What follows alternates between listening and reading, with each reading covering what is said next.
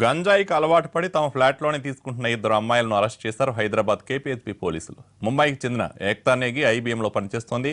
కేపీహెచ్బీలోని Malaysia టౌన్షిప్లో కరీంనగర్కు చెందిన సాధనతో కలిసి ఉంటుంది. ఇద్దరూ కలిసి గంజాయి తీసుకుంటుండగా పోలీసులు దాడి చేసి పట్టుకున్నారు. వారిద్దరి నుంచి 20 గ్రాముల గంజాయి స్వాధీనం చేసుకున్నారు. వారిచ్చిన సమాచారంతో అదే టౌన్షిప్లో ఉంటూ సాఫ్ట్వేర్ ఇంజనీర్లుగా చేస్తున్న మరో ముగ్గురిని పోలీసులు అదుపులోకి తీసుకున్నారు. వారి నుంచి 40 గ్రాముల గంజాయి స్వాధీనం చేసుకున్నారు.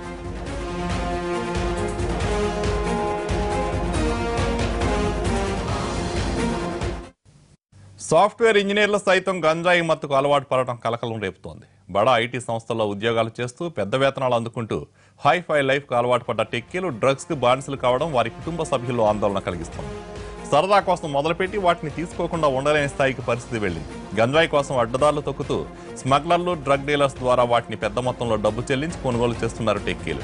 కేపీహెచ్బీలోని మలేషియా టౌన్షిప్లో టెక్కీలు గంజాయి తీసుకుంటుండగా దాడి చేసి పట్టుకున్న పోలీసులు వీరికి గంజాయి ఎవరు సప్లై చేస్తున్నారనే కోణంలో విచారణ జరుపుతున్నారు.